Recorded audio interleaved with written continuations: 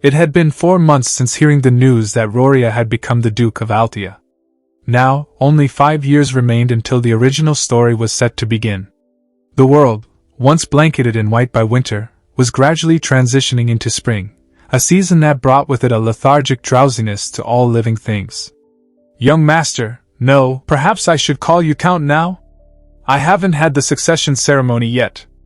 Although Alone hadn't formally held the succession ceremony, he had begun to use the title of Count Palacio for himself, rather than the heir to the Count's family. Even so, you're effectively the Count now, aren't you? It's quite emotional to see you become the Count. Is that so? Alone gave a faint smile, a bitter one at that. It's something I never planned for, actually. Alone's original intention was not to become a Count but to live a leisurely life as a noble, with the title serving only as a means to an end. However, due to the unexpected assassination of Leo, who was supposed to be the Count, Alone found himself in this position. My goals have changed, but it's not necessarily a bad thing. For Alone, spending his time in Rodmill dabbling in magic research and baking bread wasn't a bad life. Still, being a Count came with its own perks. The title of Count allowed him to enjoy the peaceful noble life he originally envisioned in a more detailed and luxurious manner. Of course, with the increase in the quality of life came added responsibilities, but having dealt with minor tasks as the heir of the Count's family over the past 6 months, Alone found his work-life balance to be quite satisfactory. I never thought being part of a rogue noble family would be so helpful. Typically, nobles are busy due to the territories they manage, but politics play a much larger role in their hectic lives. However, in the case of Count Palacio, since the family had not involved itself in politics, they could lead a leisurely life unless something urgent arose.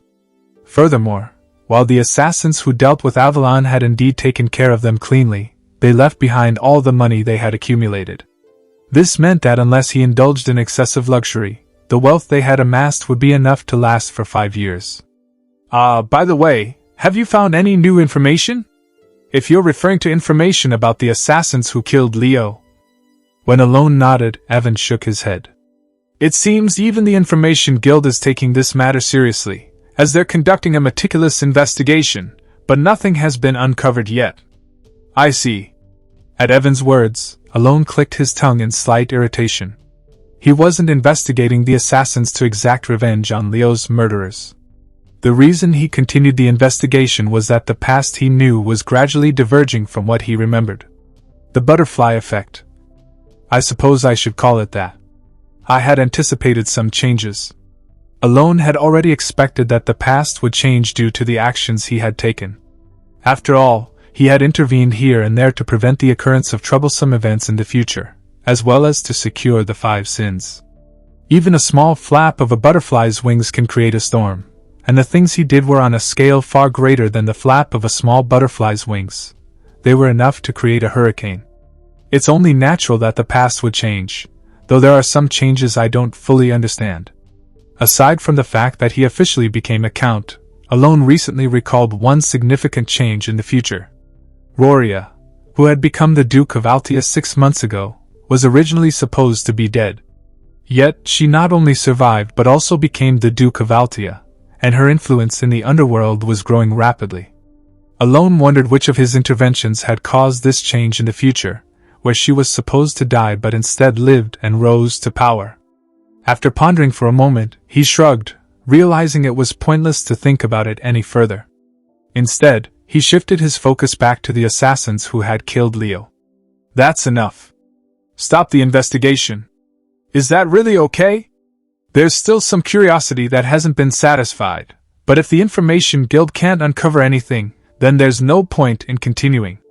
There was another reason why Alone decided to stop the investigation he'd been pursuing for nearly a year. In this world, some knowledge is better left unknown. Besides, things seem rather ominous. The Information Guild in this world holds at least a little information on everything, largely because its owner and guild master is the leader of the Night's End Darkness. As far as Alone knew, only a few organizations could escape the Information Guild's network. Knowing this, Alone realized that there was nothing to gain from uncovering their identities. After all, the more you dig, the more assassins would come to silence you. In the end, Alone decided to abandon his search for information. His goal was to prepare for any unforeseen circumstances, but he realized there was no need to bring more danger upon himself by acquiring knowledge that would only increase the threat to his life. Besides, if Leo was attacked by a group that the Information Guild couldn't even identify, then they wouldn't likely target me. Secret organizations usually don't make a move unless their identity is exposed or someone directly interferes with their activities. They were excessively obsessed with maintaining secrecy. Understood. Evan nodded, turning to leave the office. However, as if suddenly remembering something, he returned and handed Alone a letter. It was a letter from Yusha. I brought it with me to give you a report as well. Nodding briefly, Alone unfolded the letter and began to read. The letter contained updates on the orphanage's daily life. Recently, whenever he read Yusha's letters, Alone felt a warm sensation in his heart without even realizing it. It was no wonder, as Yusha's letters, which arrived monthly, were filled with the mundane details of life at the orphanage, alongside the activities of the 5 sins. These letters had a way of warming his heart. Lately, Deus has been performing puppet shows frequently, and Seorang is engrossed in games with friends. Additionally, there were stories about Ryan quietly reading books and making things, while Layden had taken a liking to landscaping. These tales naturally brought a fatherly smile to his face. Of course, he hadn't personally raised the 5 sins, nor had he ever met them face to face, but after nearly 5 years of supporting them and watching them grow, he couldn't help but feel this way. I think it's about time to send them out into the world. Alone was considering the idea of releasing the 5 sins from the orphanage. Evan. Yes, Count? How old is Yusha? No, how old are the 5 sins now? Let's see. Yusha should be 19 by now. And the others? The ones you personally brought in should be around that age as well. Ryan is 17, and Layden is probably 20 now. But why are you asking about their ages all of a sudden? I'm thinking it's time to send them out. Those kids? Well, I suppose it does seem a bit late for them to still be at the orphanage. Unlike the modern world, in this world, 16 was considered the age at which one became an adult and began participating in society. Understanding Alone's reasoning, Evan nodded in agreement. But didn't you gather them for a reason? Well, I did, but that doesn't mean I plan to keep them forever. The reason Alone had gathered the 5 sins was to prevent them from awakening as the 5 sins who would destroy many kingdoms in the future. In other words, once they were sufficiently cared for, there was no longer a reason to keep them confined to the orphanage. Besides, if I placed them in the right positions, each of them should be able to secure a place for themselves. Alone recalled the talents that each of the 5 sins possessed. He remembered the typical boss battle narration that exaggerated the strength of bosses in games. Yusha excels in faith, Deus in swordsmanship, Ryan in research. While the exact extent of their talents wasn't clearly defined, Alone was confident they would manage well on their own. As he began to write letters to them, he decided to include a small gift for each, as they were about to venture out into the world. Since I was planning to give them these gifts eventually, I might as well do it now. After spending considerable time writing letters to the 5, Alone sealed them and handed them to Evan, who then left to deliver the letters. Watching Evan's departing figure, Alone smiled quietly, thinking if things go well, maybe I'll reap some benefits too. A few weeks later, in the basement of the orphanage in the eastern region, the 5 who had each received a letter from Alone gathered to read them. The first to speak after reading his letter was Deus. The Great Moon commands me to head to the Caliban, the land of nights. To the colony in the desert. Ugh, I hate the desert. I'm to go to the labyrinth city Lartania. I'm assigned to the pleasure city Raxus. As they read their letters, each of them mumbled to themselves, Seorang, Ryan, and Layden among them. And then, the Holy Kingdom of Rosario. Muttering as she read her letter, Yusha caught Deus's attention, who spoke with a somewhat puzzled expression. What could be the purpose behind sending us to these places? Didn't it say in your letter, Deus? Well, the letter did say to become a knight in Caliban, but I'm not sure why I should become a knight. Deus muttered, still confused by the innocent comment from Seorang. I've told you before, Deus. We don't need to understand, we just need to follow. At Yusha's words, Deus nodded. And besides, we'll understand the reason once we get there. The letters clearly state what we need to do first, right? As Yusha spoke, they all looked at their letters again. Indeed, the letters not only instructed them on what professions to pursue but also mentioned that they would continue to receive support, along with the location of a gift from the Great Moon.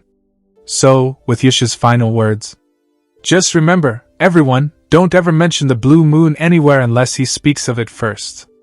The 5 sins, who were destined to become the 5 sins, now members of the Blue Moon, departed to follow Alone's instructions. 3 months later. "Count, did you know? Deus has been knighted in Caliban." "Really?" Alone, who was researching the ancient language of Babylonia, first heard the news about Deus from Evan. And another 3 months later. "Count. What is it?" "Deus has established a knight order." "A knight order?" "Yes. Hasn't it only been 2 months since he was knighted? And isn't creating a knight order something only an expert or above can do?" "That's right. He's brimming with talent." "I think so too. The fact that word of his deeds has spread so quickly suggests that things are quite lively in Caliban. There's even talk that he might become the 5th Master Knight within 10 years. Listening to Evan's words, Alone nodded in admiration. And then, 6 months later. "Count? What? Deus has become one of the 5 Master Knights in Caliban. Already?" "Yes." Alone was left in a daze by Evan's words. This all happened within just 1 year of the 5 sins leaving the orphanage. Chapter 12. A year is indeed a long time. It was enough time for Alone to officially undergo the succession ceremony and become the Count of Palatio, and it also allowed him to steadily become accustomed to the duties that a count must manage. However, 1 year is by no means enough time for an ordinary person with no prior knowledge of swordsmanship to become a Master Knight. "Evan." "Yes?" "Master Knight, that means Sword Master, right?" "Yes, that's correct." Sword Master. To Alone, who had read countless fantasy novels, the title seemed rather unimpressive. However, unlike other mass-produced fantasy settings where simply wielding an aura blade was enough to be considered a Sword Master, Alone knew that the Sword Masters of this world operated on a completely different scale. Information about the Sword Masters of Psychedelia flashed through Alone's mind. In this world, a Sword Master wasn't just someone who could wield an aura blade. A Sword Master was a being who, beyond that, could unlock a unique ability called a derivative, and could leap over castle walls with a single bound. In other words, a Sword Master in this world was more accurately described as a superhuman rather than just a swordsman who wielded an aura-clad blade. "So, are you telling me that Deus has become one of those Sword Masters?" "Well, technically, he's just on the verge of becoming one. While it's true that he's been recognized as a Master Knight, according to information from the guild, he hasn't yet created a derivative." "Then he's not really a Master Knight, is he?" "That might be due to the northern barbarians." "Ah." At Evan's words, Alone immediately understood why Deus was recognized as a Master Knight. "War?" "Yes." Caliban had been waging war against the northern barbarians for over 10 years, and last year, they had lost one of their 5 Master Knights in the northern conflict. Remembering this, Alone nodded. "They're trying to quell anxiety while also proclaiming that they're still strong. There are probably a few other reasons as well, but that seems to be the main one." "So, Deus isn't quite at the level of a Master Knight yet?" "No, it's just that he hasn't unlocked his derivative yet. But according to the Information Guild, he's already considered to be at the level of a Master Knight. They say that even Fiola, the 4th sword and a Master Knight herself, was defeated by Deus in a duel." Hearing Evan's words, Alone let out a small laugh and muttered to himself. "How old is the youngest Master Knight?" "As far as I know, the youngest was 32 years old. Reinhardt, the 1st sword of Caliban, held the record. Or at least he used to." "Was he the youngest?" "Yes." "Isn't he quite famous?" Alone nodded at Evan's words. While he wasn't particularly interested in fame, he knew that Reinhardt was an extraordinarily powerful individual. He remembered how Reinhardt always appeared during the 3rd main episode of the game to temporarily assist the protagonist as an ally. Didn't he start wielding a sword at the age of 5 with incredible talent? Recalling the typical narration that would accompany Reinhardt's entrance as a companion, Alone let out a laugh. It had taken Reinhardt over 20 years to reach the level of a master knight, despite his unbelievable talent and strength. Becoming a master knight in just 1 year, does that even make sense? It's absolutely unbelievable. Even those with talent take 5 years just to awaken mana, 10 years to envelop their swords in it, and decades to create a derivative. Yet Deus cleared the first 2 stages in just 1 year. As Evan spoke, clicking his tongue with a hint of envy, Alone found himself unconsciously rubbing his chin. I knew he had talent, but I never imagined it would be to this extent. Well, it's a good thing. From Alone's perspective, Deus's success wasn't something to mourn but to celebrate. The more successful Deus became, the more opportunities Alone would have to benefit from it in the future. Opportunities. I should be able to seize them, right?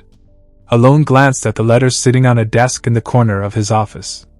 The letters were from Yusha, who was in the Holy Kingdom of Rosario. Or maybe I won't. The reason Alone had such a conflicted expression was that over the past year, he had only received letters from Yusha. It seemed that the 5 of them were still communicating with each other. Well, I guess it can't be helped since I've never met them in person. But still, I prepared personal gifts for each of them, so not getting even a word of thanks feels a bit too much, doesn't it? Though Alone's expression remained neutral, there was a hint of frustration as he shook his head slightly. In truth, considering his original goal, Alone should have been grateful that the 5 sins hadn't destroyed any kingdoms. And so, with a slightly bitter expression, Alone thought to himself, as long as they're living well, that's enough for me. In the central district of Caliban's capital, Kurdum, there is a grand mansion located in the southern area, where only the highest-ranking nobles of the country reside. It was here that Deus Macallion, the leader of the famous Knight Order, Eclipse, and the youngest person in the country to be granted the title of Master Knight, lived. Phew!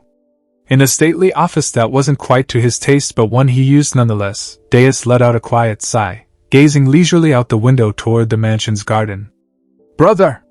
He spotted a young girl with the same deep purple eyes as him, waving at him with a bright smile from the garden. Seeing her, Deus couldn't help but smile back. The girl waved for a while before resuming her walk around the garden, and as Deus watched her, he found himself reminiscing about the past year, about the moment he had met the family he thought was dead and received the gift from the Great Moon. A year ago, Deus Macallion had already joined the Blue Moon and was operating under its guidance. However, unlike Yusha, he wasn't blindly devoted to the Great Moon. Although he was aware that the Great Moon had saved his life, that alone wasn't enough to make him pledge his loyalty. Thus, the reason Deus Macallion was affiliated with the Great Moon back then was twofold. First, to receive training from Yusha, and second, because the Great Moon had promised him the chance for revenge against the Black Sheep. After all, since losing his family, whom he valued as much as his own life, Deus had been consumed by anger and festering hatred, unable to sleep at night. Therefore, when he first received his mission, Deus wasn't particularly pleased with it. While he understood that his previous tasks under the Blue Moon were meant to deal with dark entities, this new mission seemed entirely out of the blue. But when he arrived in Caliban and reached the small inn in the southern region, where the letter from the Great Moon mentioned a gift, Deus couldn't believe his eyes.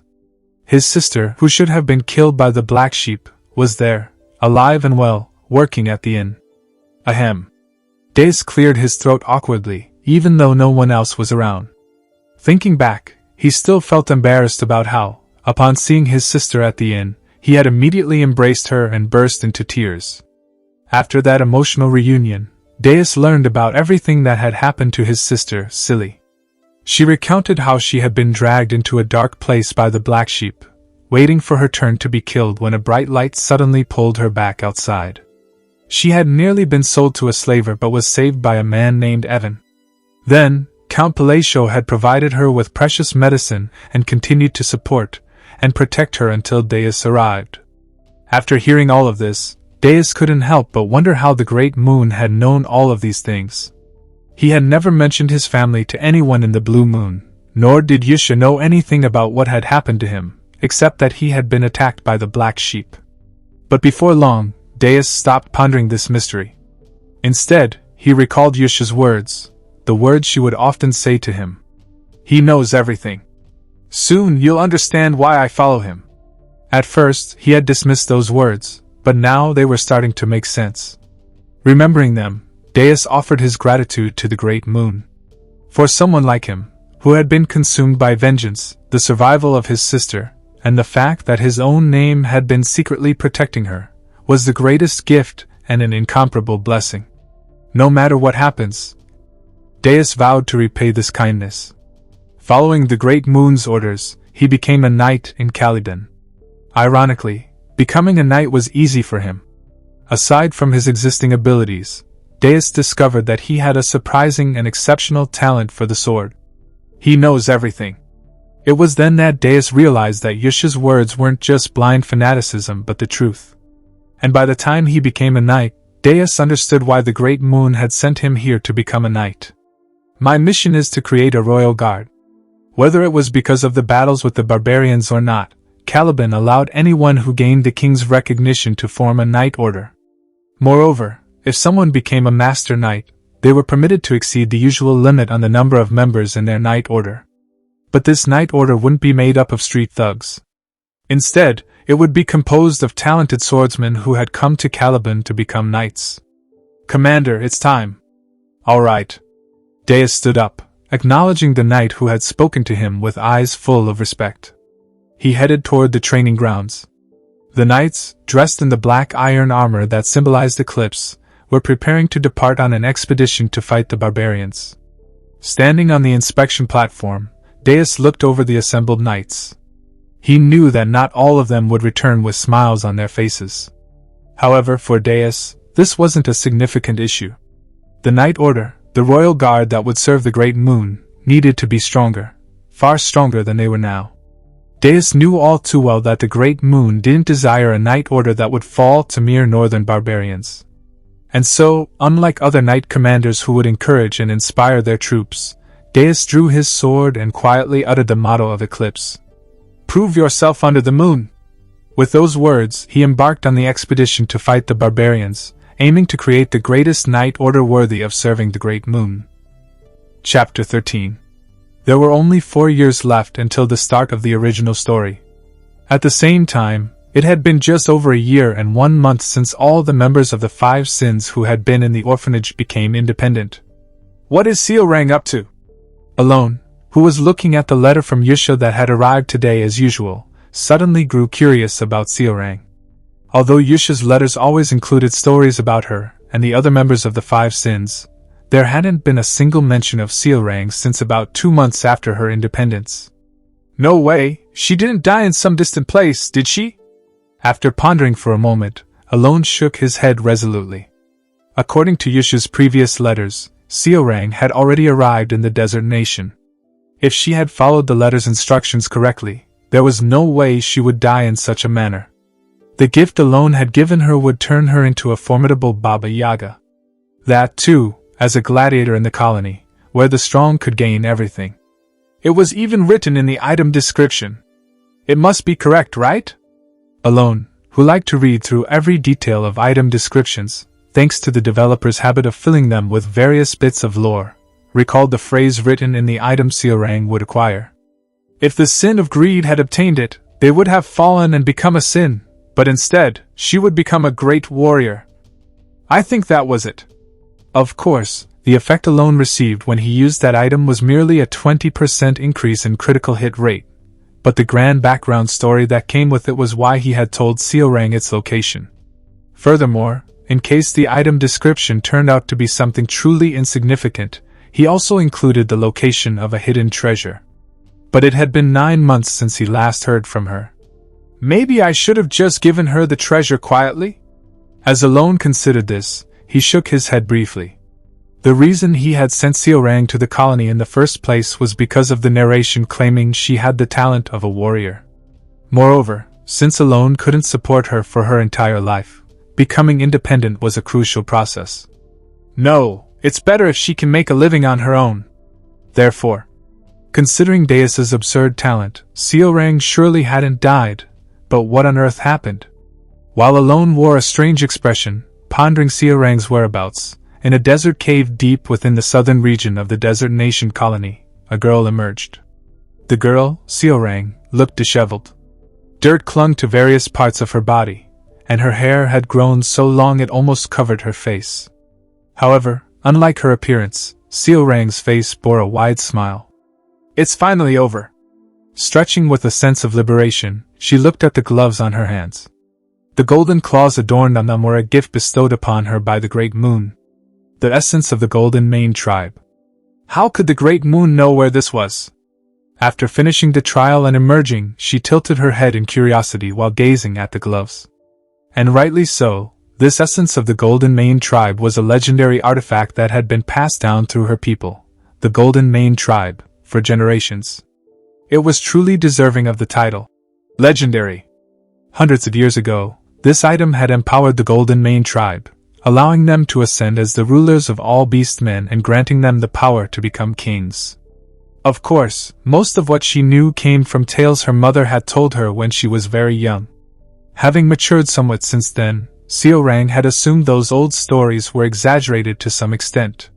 But now, in this moment, having worn the essence and been pulled into the inner world to undergo all the trials, Seorang realized that not a single part of those fantastical old tales was a lie. As she lightly drew out her power, her golden eyes began to glow softly within the dark cave. And that wasn't all. Her hair, and even her tail, began to shimmer as if they were radiating light. Just like the Golden Mane tribe of ancient legends that her mother used to tell her about. Smiling at her newfound power, her thoughts drifted once again to the Great Moon. There were countless questions swirling in her mind, but she soon dismissed them. She knew she wasn't particularly intelligent, and she was well aware that it was beyond her to deduce how the Great Moon knew all these things. Most importantly, she realized one simple, clear truth. The Great Moon was her savior, the one who had rescued her from dying as a result of bioexperiments, and at the same time, the one to whom she owed a debt for granting her the power to exact revenge on the black dragon who had killed her parents. As blue electricity crackled around her, she thought of the Great Moon's command, but soon shook her head. Even if she wasn't particularly smart, she knew that becoming a mere gladiator wasn't the true purpose of her benefactor's will. Thus, Seorang's gaze naturally shifted to the gloves. The gloves that held the power to empower the Golden Mane tribe. It was only then that Seorang finally grasped the Great Moon's intention. To become a famous gladiator, gather the scattered members of the Golden Mane tribe from across the land, and... She grinned. Kill the black dragon with them. Seeing the perfect answer before her, Seorang smiled. Zap! Blue sparks flew everywhere in response to her emotions, but she paid them no mind. With a deep smile, she began walking out of the dark cave. The moon hung in the sky where she emerged from the cave, bathing the entire desert in a blue glow. And then, for the sake of that one, muttering the phrase that had become a habitual chant by now. Let's begin. The Golden Mane tribe, who had been known as the greatest beastmen and the kings of all beastmen 500 years ago, began their revival under the blue moon. Starting from about a year ago, after returning from the ball, Alone had found a new interest in exploring phrases, and had been investing a significant amount of time in it. Unlike in the game, where chanting phrases consumed a turn and each turn increased magical attack power by 10% to 20%, the phrases in this world indeed altered the properties of magic, just as he had predicted. Take, for example, the phrases Alone used several months ago in a place he visited to obtain restrictions, phrases like refraction, repulsion, blue light, and diffraction line. Refraction strengthened the instability of a completed spell, causing its range to expand. Repulsion distorted the form of the spell, allowing the transferred projectile to shift. In the case of blue light, it amplified spells conducted in parallel, like lightning magic. Lastly, the diffraction line granted a spell penetration or critical properties. Of course, Alone's understanding was based only on the data he had accumulated over the past 6 months, so the accuracy of these interpretations was still uncertain, but it was clear that each phrase endowed a different property. Additionally, he had figured out several unique rules regarding phrases. Using the same phrase repeatedly is prohibited, using phrases incompatible with the spell is forbidden, and no more than 5 phrases can be used in a single spell. If any of these 3 rules are broken, the spell either fails to manifest or becomes weakened. There seemed to be a few other rules as well, but he hadn't figured those out yet. Although Alone had plenty of time to explore magic, he could only use magic once per day. If only there were a book about phrases. The phrases Alone used were, according to the lore, the forgotten phrases of Babel, considered to be akin to lost relics in this world. The places where Alone had found phrases were limited to those that had phrases inscribed, but they did not explain the rules or phenomena behind them. In other words, he had to discover everything through direct experimentation, but Alone didn't find this bothersome. Alone's talent was enough to make his exploration of phrases enjoyable, and to immerse him in the study of magic. Thus, after finishing his conversation with Evan, he came straight to the training hall and, as usual, began casting a spell. Hu! His hand formed the familiar sign of wisdom, the Jichuan Mudra. Simultaneously, the magic gathered to form the spell he had been experimenting with for about 2 months, a second-tier spell called Chain Lightning. Following Alone's thoughts, the arranged mana formed the spherical orb, deliberately leaving out a specific point to create imbalance. Zap! The spell completed. With Alone's limited mana, the magic emitted a faint glow. The only improvement from 2 months ago was that the imbalance caused by the lightning spell had become slightly more refined, likely due to his growing familiarity with it. To put it nicely, the spell had become more precise. To put it bluntly, it was still just a useless spell that was only good for its precision. However, by chanting the phrases, even a useless spell could be given a purpose. Fixation. The lightning that had been crackling before him froze in place, as if time itself had stopped. Compression. At his next muttering, the once large sphere shrank into a small bead while remaining frozen in place. Collapse. Crack. With the final phrase, the once small bead lost its form as a sphere. What remained was pure lightning, a fragment of mana appearing before Alone like countless irregular dotted lines gathered together. And then, momentary bloom. As Alone muttered the final phrase, releasing the Jichuan Mudra he had been holding. Zap! A massive tree of thunder materialized before him. Radiating a brilliance more dazzling than the midday sun, the blue tree stood still, flaunting its presence. It was as if lightning had struck and was frozen in place. Alone nodded in satisfaction. The order of the phrases also changes the spell's manifestation. He recalled how, when he had used collapse before fixation in his previous spell, the magic had disappeared without a trace, and he nodded contentedly. Even phrases that don't match the spell can be used if there's a prior phrase that leads into them. Satisfied with the new information he had gained, Alone confirmed that the tree of thunder he had created was gradually fading away, though it seemed unlikely that he would ever have a use for it. Muttering this, Alone felt a pang of regret as he turned around, his mana hole now completely drained. His body only allowed him to cast magic once a day. And just as he turned around, Alone saw her. There, in the training hall of Count Palatios' estate, stood a young lady he never wanted to get close to, Lady Kalia, the daughter of the Count of Zenonia. Seemingly shocked by the situation, the usually noble and refined Kalia stood with her mouth agape, an expression of genuine surprise. My goodness! Hearing her shocked voice, Alone turned his gaze away, missing his chance to ask why she was there. Origin? Standing next to her, a middle-aged man, his mouth also wide open in shock, was holding an ornate cane as he stared at Alone with a similarly astonished expression. And then, Alone, confused by the two's reactions, came to a sudden realization. He had heard the man mention Origin, a spell that could only be cast by mages who had reached the 7th rank, and then understood one thing. He had somehow become the subject of a massive misunderstanding. Chapter 14. Lady Zenonia. Or rather, Zenonia Kalia, who had effectively been ruling the Zenonia county by making her father a puppet for several years, had come to Count Palatios' estate for 2 main reasons. One reason was to gauge the intentions of Alone, now Count Palatio. Despite holding cards that could cause substantial damage to the current Zenonia county, he hadn't used them.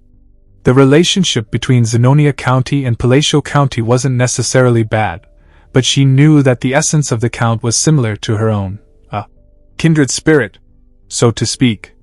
In other words, she easily understood that Alone wasn't the type to wield such powerful cards out of some trivial sentimentality or misplaced compassion. She had come to ascertain his true intentions. The second reason was to assess the power of the organization that Count Palacio was rumored to control. Of course, Kalia knew that just meeting the Count wouldn't reveal the full extent of the shadowy organization he commanded. However, Kalia had a way to glimpse at the fringes of that power. There was the wizard Bianco.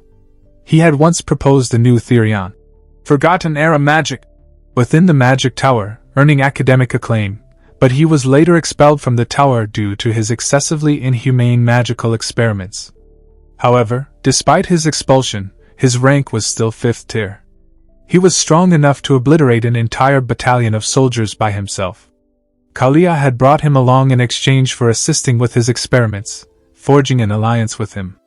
She reasoned that if a wizard like Bianco, who specialized in detection magic and was on the cusp of the 5th tier, was present, he could easily assess the caliber of those protecting Count Palacio. While the nature of one's guards didn't reveal everything, observing the level of those guarding the Count could naturally offer insights into the organization's inner workings. At least, that was why she had brought Bianco along. In the reception room of Count Palacio's estate, Lady Kalia subtly glanced at Bianco, who still hadn't fully closed his mouth and wore an anxious expression. She was inwardly surprised. As far as she knew, he wasn't someone who would normally show such foolish expressions in front of others. Bianco's face was always arrogant, and he never spoke politely to anyone, not even to her, who supported him. Of course, Kalia understood why Bianco was like this. Even though he was a wizard expelled from the magic tower, the fact that he had reached the pinnacle of the 5th tier lent credibility and justification to his attitude.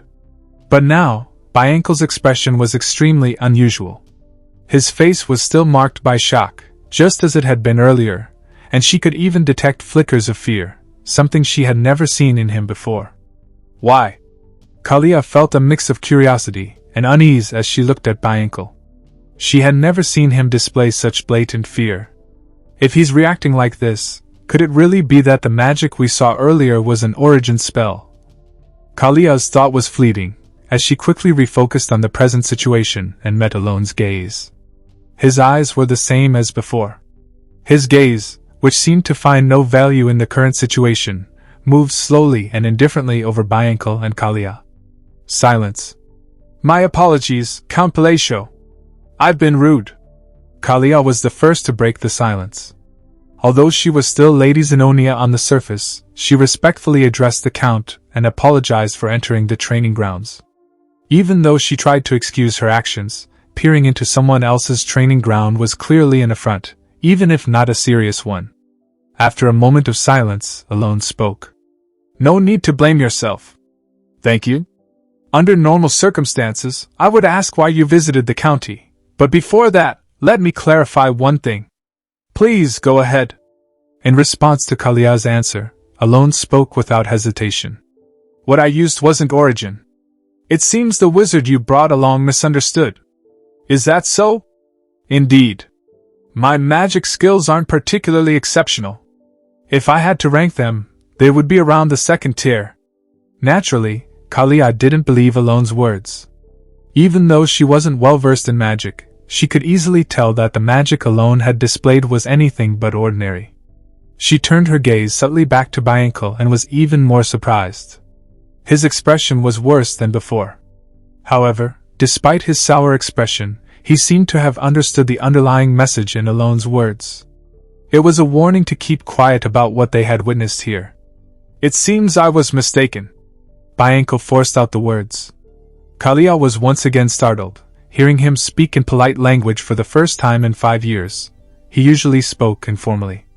Yes, you seem quite capable, so you've likely already noticed, but that magic is of no practical use.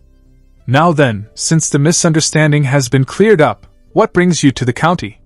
Without hesitation, Alone moved the conversation forward, prompting Kalia to quickly collect herself and respond. It wasn't anything special. I happened to be in the area for some business and thought of you, so I decided to stop by briefly. Is that so? Yes. After pondering for a moment, Alone spoke. Unfortunately, I'm quite busy and won't be able to chat for long. That's fine. I only stopped by briefly. I just wanted to pay my respects.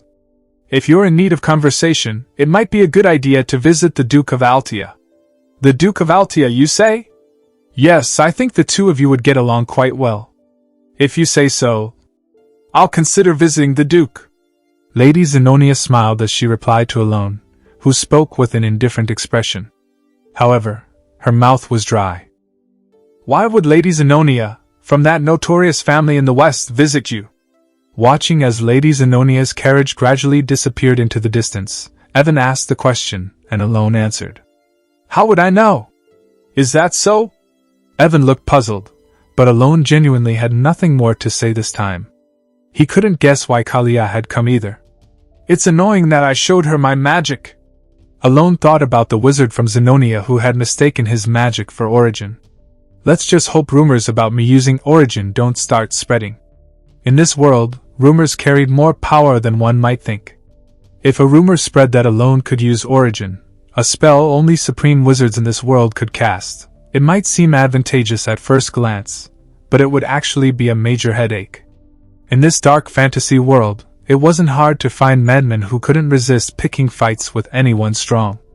If he had a solid backer, that might be another story, but without one, if strange rumors spread, it would be more than just an annoyance. Dangerously powerful individuals could start picking fights with him for no reason. In fact, Alone could already think of 8 strong people who would come looking for him if they heard he could use Origin, so he wanted to nip any rumors in the bud quickly. Hopefully, she understood. As he recalled the wizard nodding in agreement before sending Lady Zenonia off to clear up any misunderstandings, Alone continued his thoughts with an uncomfortable expression. Why on earth are they interested in me anyway? For Alone, Kalia was not just uninteresting, she was someone he wanted to avoid as much as possible. If they somehow became close, the likelihood of getting involved in the underworld would increase naturally. He did introduce her to the Duke of Altia, though. He knew there was no way Lady Zenonia would actually seek out the Duke. Even so, the reason he introduced her to the Duke of Altia was more about sending a message. A message that he had no interest in associating with her. Don't come looking for me. With that thought, Alone ended his musings about Kalia. Meanwhile, inside the carriage. Was the magic Count Palacio used really Origin? Kalia was asking. Unlike his usual immediate responses, Bianco remained silent. Just as Kalia was about to speak again. It wasn't Origin. Bianco finally spoke. It wasn't Origin? Then what was that earlier display? As Kalia questioned him, clearly not understanding, Bianco took a deep breath, trying to calm himself, and began to explain. Origin is the endpoint of all wizards, a canvas of sorts. It is a canvas allowed only to those who have established magic as a truth, where they can draw their own unique laws. Magic that possesses its own unique arrangements and manifestation formulas, painted onto an unchanging canvas, this is what we call Origin. However, he swallowed and continued. Count Palacio's magic was different. In what way? It wasn't drawing on a canvas. To be more precise, his magic was akin to tearing the canvas apart. When Kalia looked at him, clearly not comprehending, Bianco explained further. In other words, he was twisting the truth that should remain unchangeable. Although I only saw it for a fleeting moment, since I was using the observation eye at your request, I saw it clearly. Bianco muttered. Fixing lightning that shouldn't stop, twisting the laws to collapse the spell that had been manifested, and yet still managing to manifest it flawlessly. It was an unbelievable miracle, and behind it. He stopped speaking abruptly. The image of Count Palacio from earlier flashed in his mind. At the moment when he displayed that incredible magic. His eyes had revealed a talent that could only be attained upon reaching the 6th tier, even if acquired later in life. A talent that Bianco had only barely glimpsed after reaching the peak of the 5th tier due to his own latent talent. Eyes that could perceive the world itself. It was an eye. A pair of jet black eyes. With 2 crimson rings encircling the pupils, those eyes had appeared when the Count used his magic. As soon as the magic disappeared, so too did those eyes, vanishing as if they had never existed. Recalling this, Bianco could not hide the fear that filled his own eyes. If it was what he thought it was, the Count had accessed the power of a forgotten ancient god when he used that magic. But Bianco cut off his own thoughts, even using magic to force himself to stop thinking. Having delved into ancient knowledge, he was well aware of how dangerous it was to try to infer the truth behind such things through further thought. Thus, let me give you one piece of advice. Never make an enemy of him. Do not oppose Count Palacio. What? That's all the advice I can give. Having said that much, Bianco fell silent. Lady Zenonia also kept her silence. At the same time, Kalia naturally recalled Alone's expressionless face and his calm gaze as he had looked at her. Sigh. Without realizing it, she let out a self-deprecating smile. Because through Bianco's words, she had realized something. There was no point in trying to understand Count Palacio's intentions from the start. At the same time, if you're in need of conversation, it might be a good idea to visit the Duke of Altia. The Duke of Altia? Yes, I think the two of you would get along quite well. She had also realized that she had already become nothing more than a pawn on his chessboard. The carriage remained steeped in silence for a long while. And then, about 5 months later, by now quite accustomed to his role and proficiently handling the duties of the Count, Alone realized something. Ah, Count! Did you hear about this? Hear about what? I heard that the Zenonia County and the Duke of Altia have formed an alliance. What? Alone realized that the Kingdom of Asteria was now facing a crisis. Chapter 15. In the Kingdom of Asteria, there are 3 major clandestine families. One is the Ducal House of Altia in the north. Another is the Count's House of Zenonia in the west. And lastly, the Count's House of Palacio in the east. These 3 families, originally, divided the underworld of the Kingdom of Asteria into 3 parts, forming a massive shadow organization. By the time the original story begins, these families have grown powerful enough to subtly manipulate the kingdom from the shadows. The House of Palacio, however, had long since fallen from power after the assassination of Leo, which led to the complete disintegration of their organization. Thus, only the Ducal House of Altia and the Count's House of Zenonia remain as shadowy forces within the kingdom. At first glance, the alliance between the two doesn't seem to be a major issue. Is that true? Have you ever seen Mila, Count? That's true. Of course, since the agreement was made in the underworld, there might not be any obvious signs on the surface. But it appears that the alliance is genuine. The reason Alone was so alarmed was that he roughly understood the situation of the shadow forces at the beginning of the original story. When the protagonist arrives in the Kingdom of Asteria, the 3 families possess immense power but are unable to wield it properly due to their constant checks on each other. However, with the House of Palacio now out of the picture, if the House of Zenonia and the House of Altia were to join forces, there would be no one left in the kingdom capable of stopping them. In other words, if things continue as they are, the 2 shadow forces could end up ruling the kingdom as if it were their own playground. As Alone pondered how the situation had reached this point, he suddenly recalled something he had said to Lady Zenonia a few months prior. Could it be? He wondered if the alliance, which should never have blossomed within the Kingdom of Asteria, had somehow come about because of something he said. But he quickly shook his head, dismissing the thought. Even if he didn't fully understand the character of Roria, the Duke of Altia, he knew Lady Kalia of the House of Zenonia all too well. She was the epitome of a villainess, the type who could not stand being on the same level as others or beneath anyone. She would stop at nothing, including committing the most brutal acts, to climb higher. With that thought, Alone felt a bit more at ease.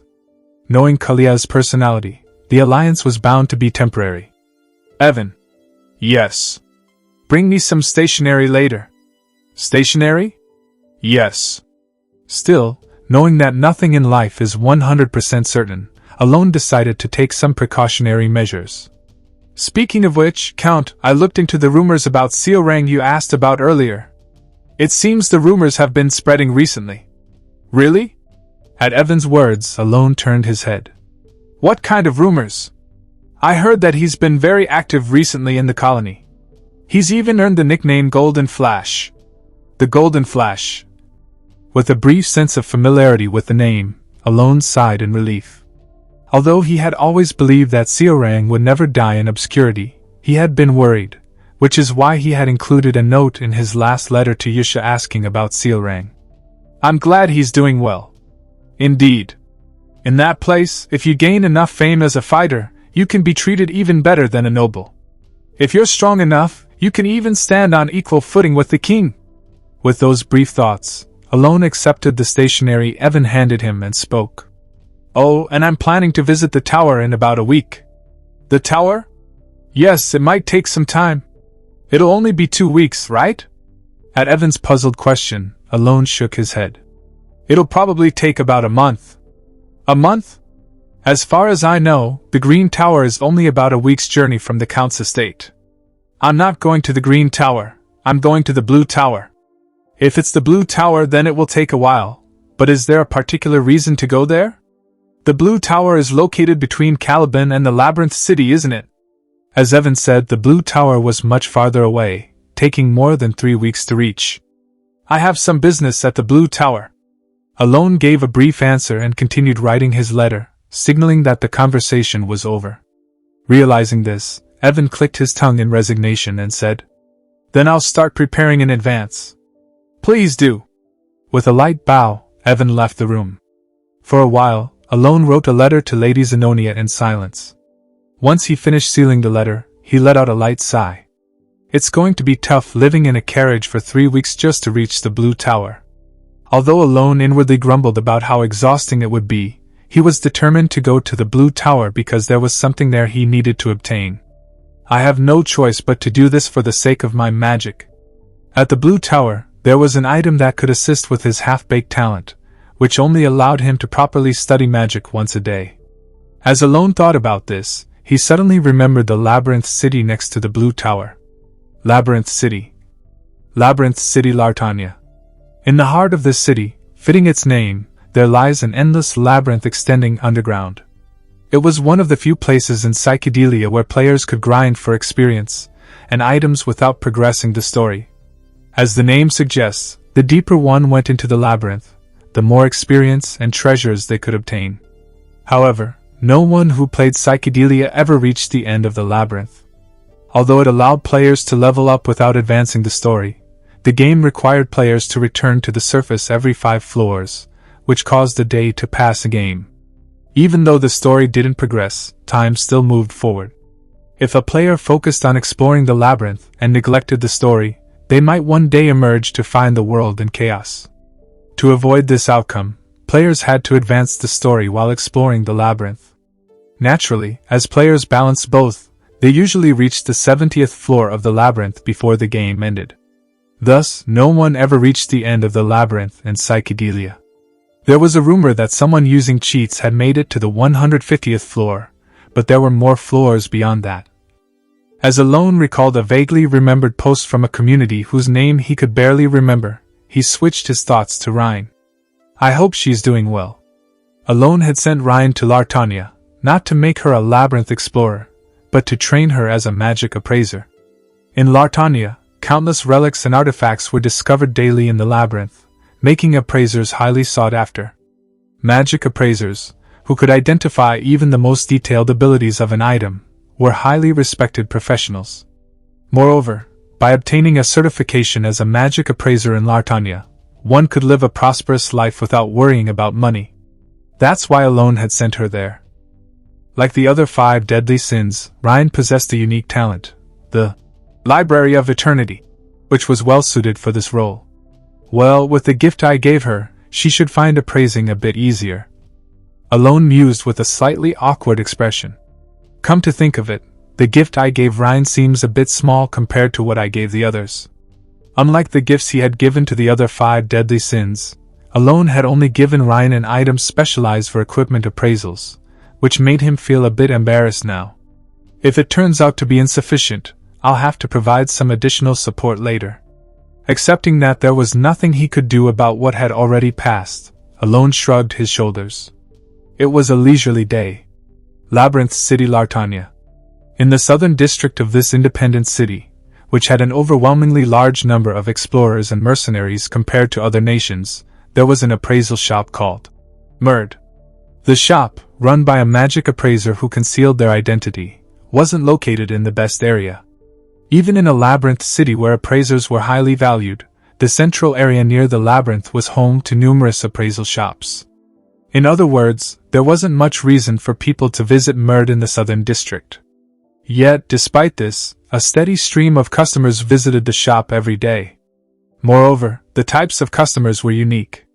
Most were A-rank explorers who ventured deep into the labyrinth, and among Merd's customers were nobles from other countries and even the Lord of Lartania. "The appraisals are complete, my lord." "Oh, how is this relic?"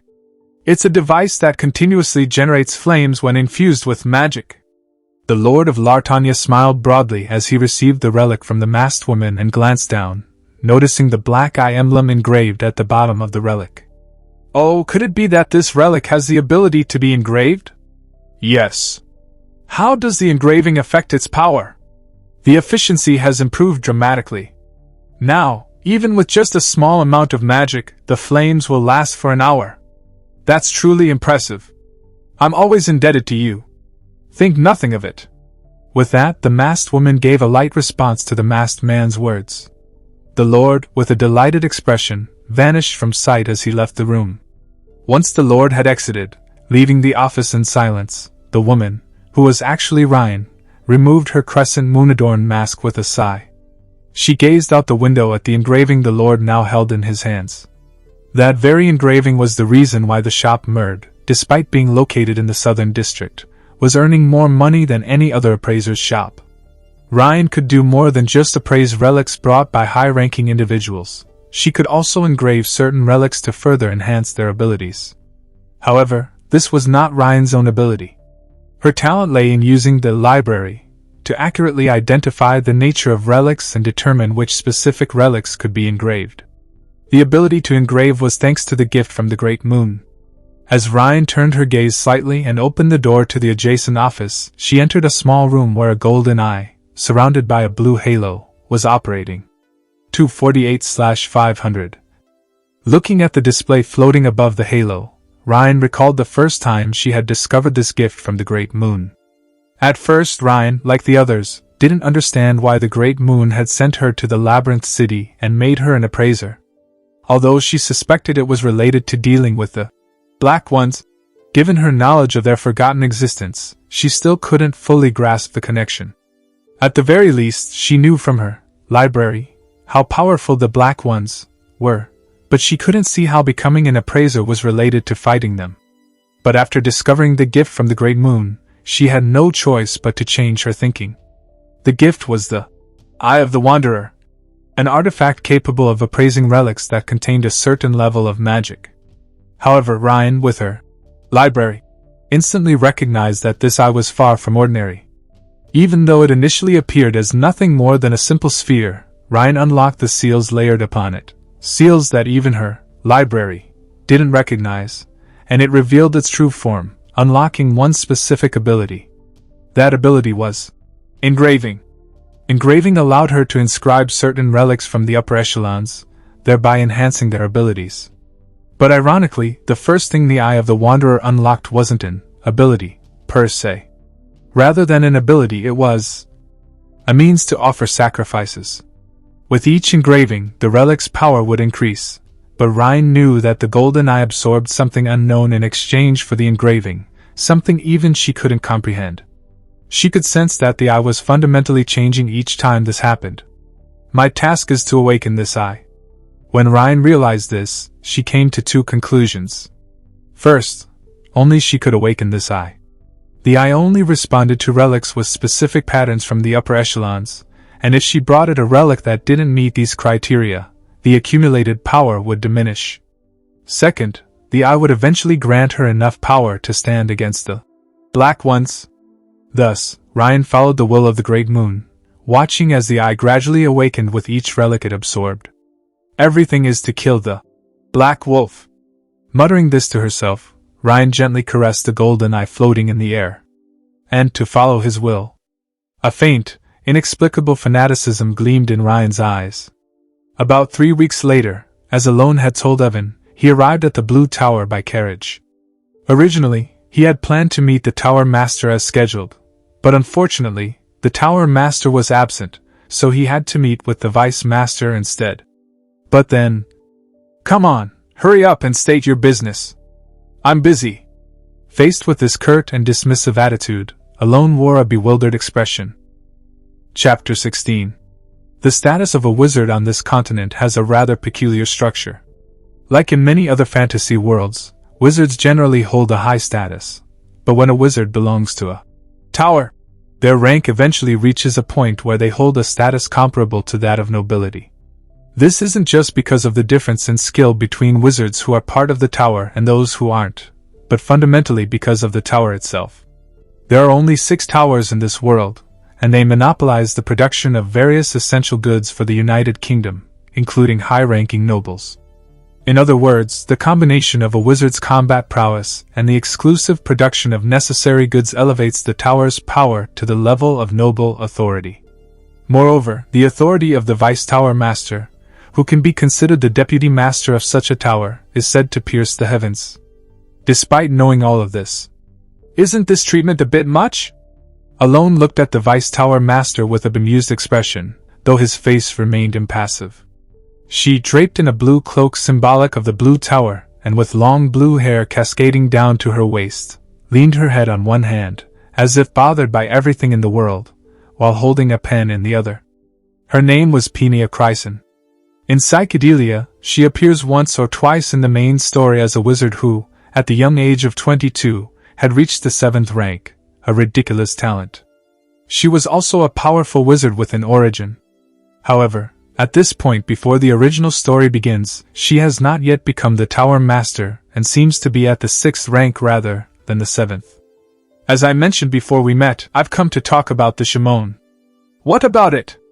Alone continued, watching Peenia wrestle with a stack of papers without even looking at him. I can get rid of the Shimon. At Alone's words, Peenia's gaze suddenly shifted, her eyes hysterically staring at his face. There was a hint of curiosity in her expression. But soon after, she made a blatantly disappointed face and clicked her tongue. Well, if you're done, you can leave. I haven't heard your answer. What answer? I said I could get rid of the Shimon. Ha! At Alone's words, Peenia looked at him with a ridiculous smile. Excuse me. Who are you again? Count Palacio, Alone. So our Count Palacio says he can get rid of the Shimon? Yes. Oh, I see our Count Palacio can get rid of the Shimon, huh? Why are you acting like this? Alone asked in response to her blatant sarcasm. Do you think you're the first person to say that? Do you think you're the only one who has come here seeking the treasure you can get by eliminating the Shimon? Seeing Peenia shake her head as if she were completely fed up, Alone spoke up. I'm not lying. If you guide me to the Shimon, I'll show you right away. How many people do you think have said that in front of me? I can definitely get rid of it. Alone's words made Peenia suddenly drop the pen she had been holding and frown openly, releasing her magic power abruptly. Snap! This wasn't the implementation of a spell. It was merely a surge of magical energy. The waveform, which was blatantly scattered based on her emotional state, instantly began to cause abnormalities within the office. The entire room trembled as if an earthquake had struck, and scrolls and parchments on the shelves fell to the ground in an instant. In the midst of all that, excuse me.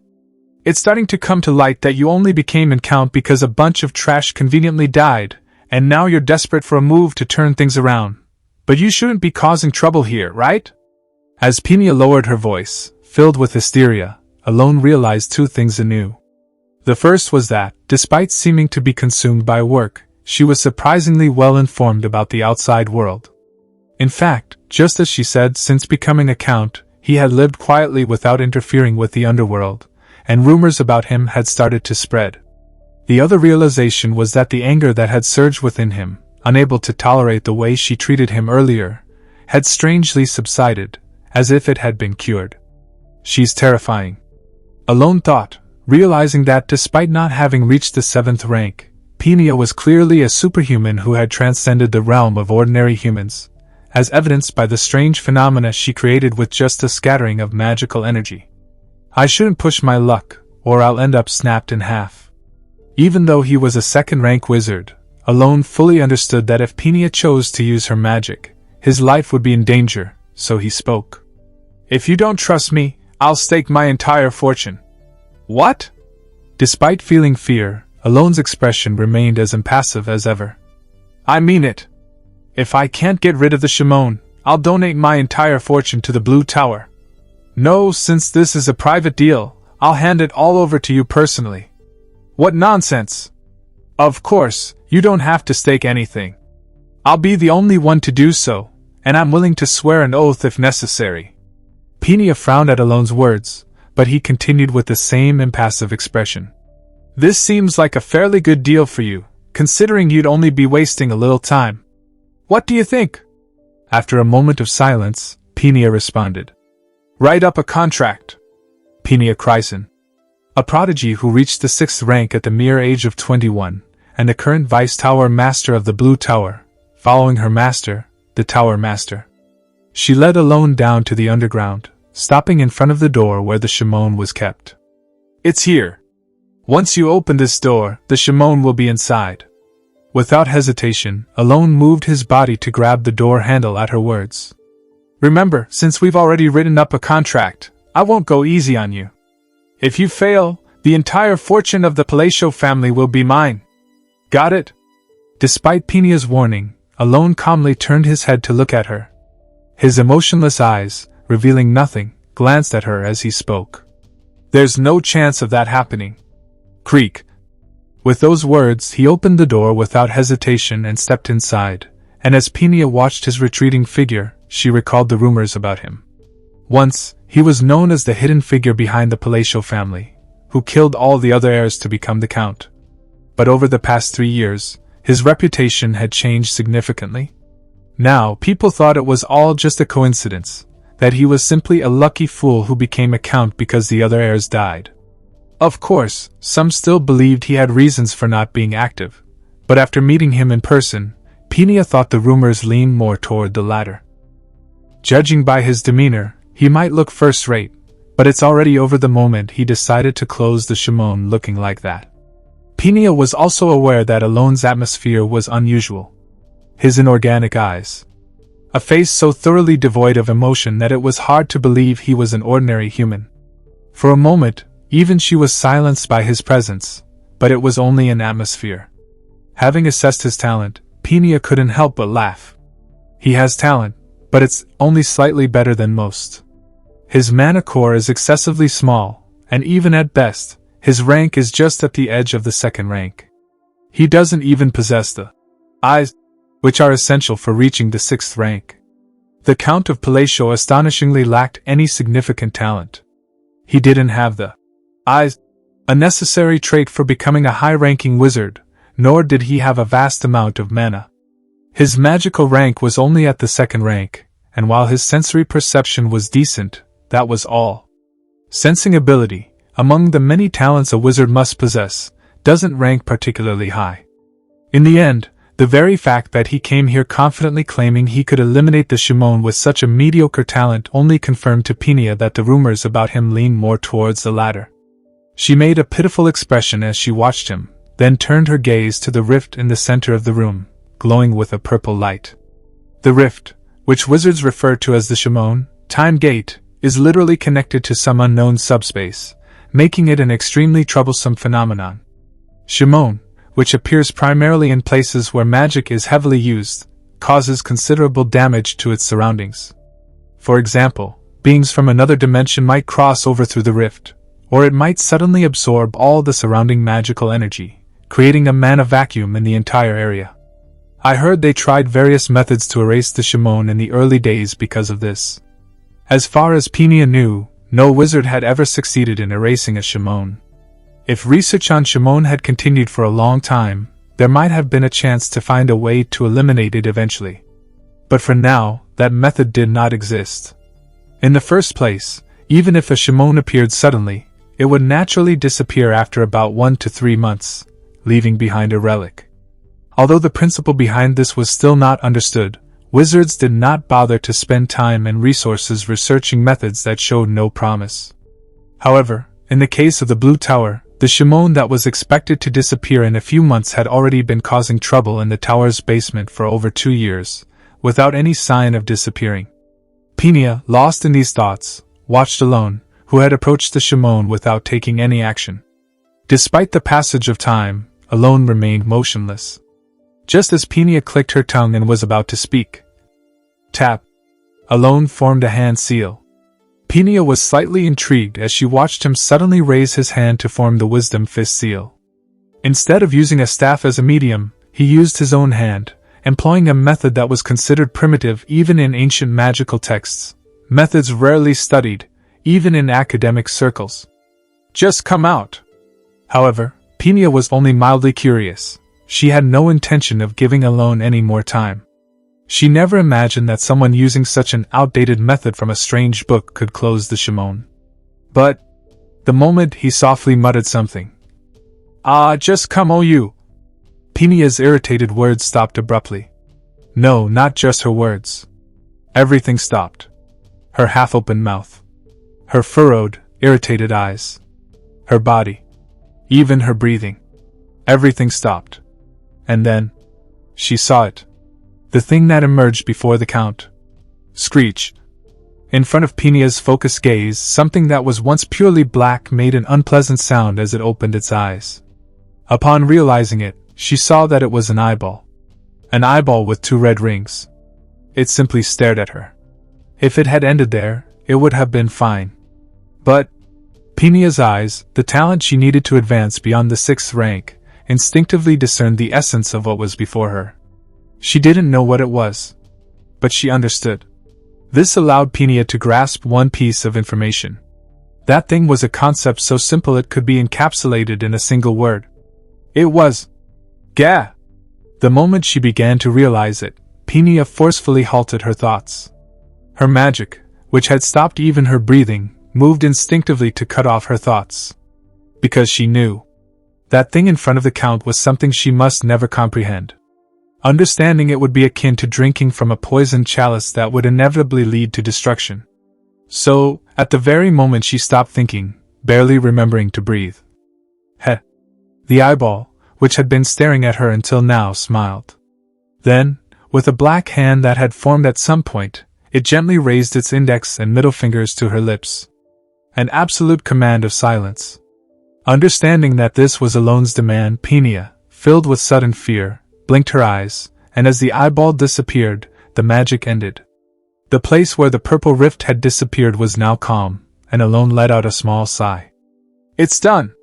For Alone, who had closed the shimon countless times in the game, and knew how to do it, closing the shimon wasn't particularly difficult.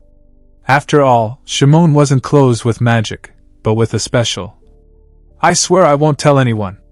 Well, I appreciate that, but there's no need to. I mean it, I swear, I won't tell a soul. I'm actually very tight-lipped. Despite suddenly breathing heavily and even tearing up as she nodded fervently, speaking in formal language, Alone. Why is she suddenly acting like this? Could only tilt his head in confusion. Chapter 17. Alone had already achieved all of his objectives at the Blue Tower.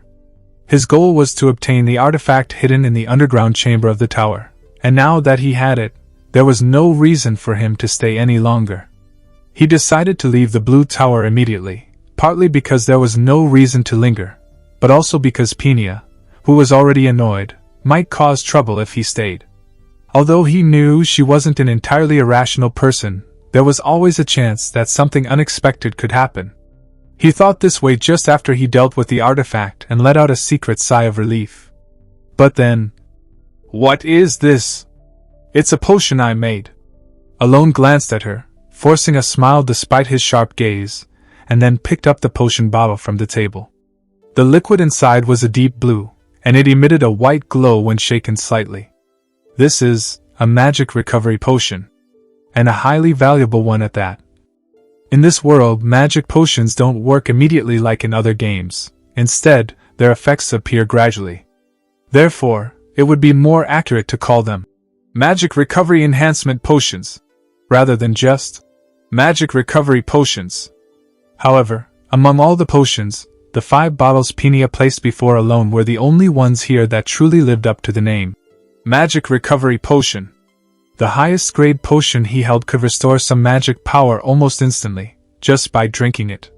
These potions, which were called magic recovery potions but were actually magic recovery enhancement potions, were incredibly expensive.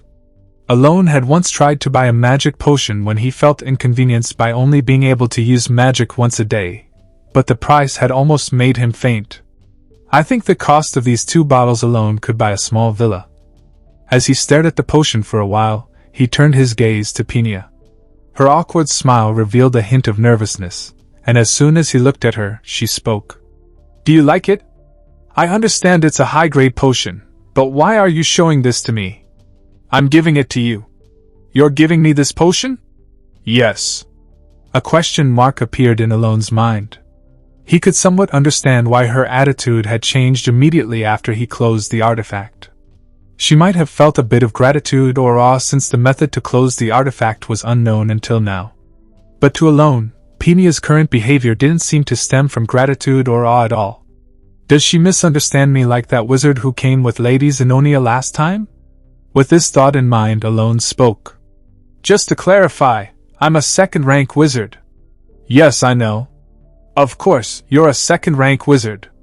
When he opened his mouth, suspecting that she might be mistaken, Pinia nodded eagerly as if she had been waiting for him to say that, leaving him even more confused. Seeing her nod so earnestly, Alone couldn't help but wonder if she was just trying to flatter him. However, Pinia's expression did not seem playful at all. In other words, it was clear that Pinia wasn't mistaken about anything, which only made Alone more confused. "I swear I'll keep what I saw earlier a secret." "Absolutely, without a doubt," Pinia continued. Alone replied. "There's no need to make such a promise." "No, please. Make me promise. I want to promise. If necessary, I can even swear on my magic. I'll do it right here and now." "Wait, hold." Before Alone could finish speaking, Pinia quickly began gathering her magic power. The sudden surge of intense magic filled the office, making Alone's heart skip a beat, and before he could say anything, Pinia had already sworn a magical oath. Is she really going this far just to keep the method for closing the artifact a secret? Sure, the artifact is a mystery to them at this point, but... On the outside, Alone remained expressionless, but internally, he was utterly bewildered. He realized that Pinia was clearly misunderstanding something. "You see? I'm good at keeping promises. I'll keep this secret, absolutely." "All right." Seeing Pinia speak so desperately after making her oath, Alone could only nod calmly in response. There was no sign that her misunderstanding would clear up anytime soon. Thus, Alone left the Blue Tower with 5 bottles of magic recovery potion and the artifact he had sought. Riding in the carriage back to the Count's estate from the Blue Tower, Alone naturally glanced at the bracelet on his wrist. This bracelet, which he had received permission from Pinia to take after closing the artifact, was the very item he had aimed to acquire on his trip to the Blue Tower. The bracelet of the impure. The design of the bracelet wasn't particularly refined. To compare it, it looked like a cheap bracelet that could be bought for less than 10,000 won at a local market. The only unique feature was the black gemstones embedded in it, which seemed to absorb all light. Other than that, it didn't have any remarkable appearance. But despite its plain and unimpressive look, the bracelet had the ability to compensate for Alone's small mana pool. Alone subtly rotated his wrist to examine the black gemstones. Although they were not visible at first glance, a faint blue energy could be seen rippling through the stones if one looked closely. It's working well. The bracelet's ability was to absorb and store ambient magic, allowing the user to utilize it when needed. While the amount of magic the bracelet could store was limited, and not particularly large, it amusingly held more magic than Alone's own mana pool. For a brief moment, Alone experienced a strange sense of realization as he compared his own body's capacity to store magic with that of an item designed merely to assist wizards, like something out of psychedelia. But that feeling soon passed. Sigh. He took a deep breath, calming his thoughts. This is sufficient. I'm not going into battle, after all. After all, The reason he sought out the insignia of the impure was to enhance his magical studies more efficiently and to protect himself in case of unforeseen danger. In this sense, the amount of magic provided by the insignia of the impure was more than enough. It wasn't an overwhelming surplus, but neither was it insufficient. Of course, having more is always better than having less. There seemed to be a technique among the artifacts to forcibly regulate power and reduce mana consumption, so I should study that. Alone thought as he lightened his mood and concluded his musings. He then looked out of the carriage. As he gazed outside, he suddenly recalled Pinia, who had bowed respectfully to him just before he got into the carriage. What on earth is going on? Thinking about Pinia's odd behavior that started right after he closed the artifact, Alone shrugged his shoulders. After all, he had no further business with her. He briefly watched the forest outside, bathed in the soft sunlight, swaying gently in a subtle green hue. It was a warm spring day. While Alone was on his way back to the Palatial Count's estate, two women were sitting across from each other in the office of the Duke of Altia's residence. One was Roria, the head of the Duke's household, who had completely absorbed the power of the Altia family and taken on the authority of the former Duke. The other was Kalia, the lady of the Zenonia Count's family, or more precisely, the de facto ruler of the Zenonia household. It's been a while, Kalia greeted. Indeed, Roria responded. The two exchanged casual greetings. Under normal circumstances, this would have been unthinkable. Roria had already inherited the noble title and was a duchess, while Kalia was still a countess and had not even officially taken over her family's title. However, despite this, Roria did not seem at all displeased by the lack of formal respect. The reason was that Roria knew Kalia held full control over the Zenonia household. Moreover, in the underworld, the name of the Zenonia Count was slightly more prominent than that of the Altia Duke. But above all, Roria allowed Kalia to speak informally because they both served the same person, the Palatial Count. In other words, they had no need to engage in a power struggle. Whether they liked it or not, they were both bound to forge an alliance under the orders of the Palatial Count, even if they didn't fully understand why. While they only realized that the phrase, "Meet the Altia Duke," meant forming an alliance after their conversation revealed they were both under the Palatial Count, they understood that determining the hierarchy beneath an absolute number one was meaningless. "So, why did you come today? The meeting is next month, isn't it?" Roria asked. Kalia cautiously took out a letter from her pocket and placed it on the desk. "He sent a letter, so I came." "This?" "Yes." Kalia nodded. Roria picked up the letter and began reading its contents silently. The letter was far from a secretive document. It was an exceedingly ordinary letter. It contained a brief greeting, followed by discussions on noble families, with a few examples mentioned. It concluded with the remark, "There aren't many nobles who get along well with me." This was indeed a letter Alone had sent about a month ago, filled with somewhat reasonable explanations after feeling guilty for treating Kalia dismissively. The gist of Alone's message was, "I'm not just being difficult with you, I'm a bit curt with other nobles too. You weren't the only one." For an ordinary noble who received such treatment, and then received this letter, they might have deduced Alone's true intentions as intended. However, Alone had overlooked three critical points. First, the individuals reading this letter were influential figures in the underworld. Second, they viewed the Palatial Count as an undefeatable force. Third, because of the second point, they naturally assumed that this ordinary letter must contain some hidden command. And true to her sharp mind, Kalia began to piece together an impossible puzzle, as expected of a major player in the underworld. Kenya Baron is part of the aristocratic faction, and Marantino Marquis is one of the key figures in the royalist faction. Viscount Valanda is with the royalists, and likewise Duke Paldian is a prominent member of the aristocratic faction. As they began to classify the noble families that Alone had mentioned meeting and speaking with at the ball, it didn't take long before they started piecing together the puzzle. In summary, it seems he doesn't favor either the aristocratic or the royalist factions. For a brief moment, they both thought of the idea. Does he want to kill them all? But they shook their heads in unison, as if they had agreed beforehand. It was too irrational. Naturally, the alternative that came to mind was, does he want to push out the existing nobles and create a new regime? After saying this, the two fell silent.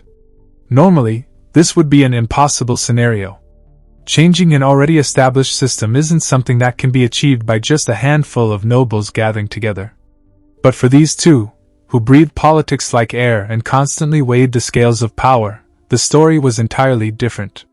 It would require various preparations and time, but ultimately, the answer they arrived at was, "It's possible." Aha! Roria let out a low exclamation. To be honest, until now, she hadn't been able to guess what Alone was aiming for, nor did she understand why he had made her a duchess. But if this was truly his goal, then everything made sense. If he was indeed planning what she thought, then the notoriety of the Altia Duke was absolutely necessary. Moreover, if they allied with the Zenonia Count, the dominant force in the west, the scales of success would undoubtedly tip in their favor.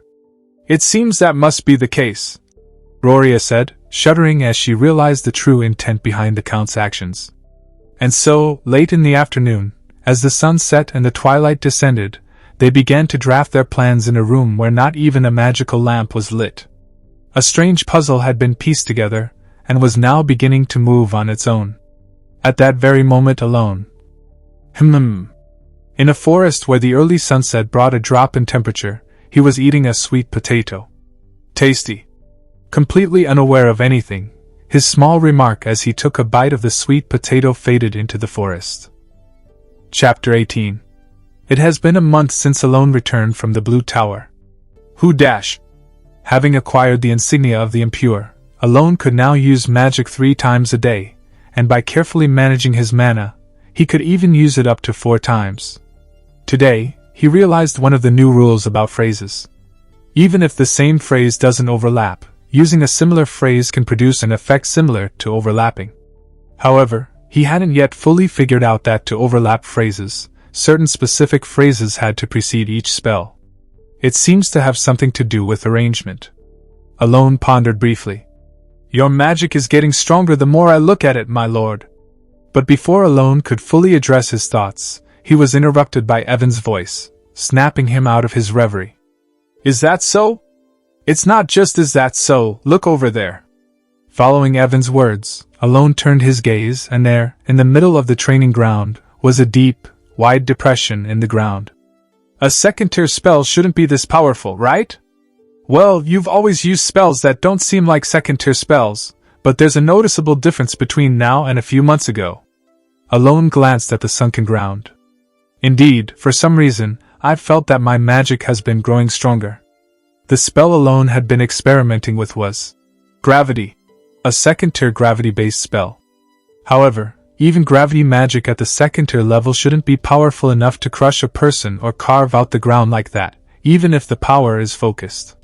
In other words, it was impossible for gravity to create such a depression in the ground. It's not just an increase in proficiency. Of course, Alone had been diligently refining his magical abilities, and his mastery had been improving rapidly, but proficiency only improved accuracy and the ability to perform the spell, not the raw power of it. The increase in power from the phrases, well, that does exist, but it's not that either. For the past 4 months, Alone had been consistently using similar phrases in his spells, and for the last 2 weeks, he'd been using almost identical phrases in rotation. Alone had a reference to compare with, and when he did, he could tell his magic had been steadily growing stronger. It was subtle, but like a graph showing a gradual upward trend, his magic was improving little by little.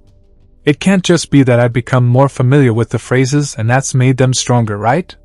One of the conclusions Alone had reached after years of studying phrases was that they were closer to incantations than spells themselves.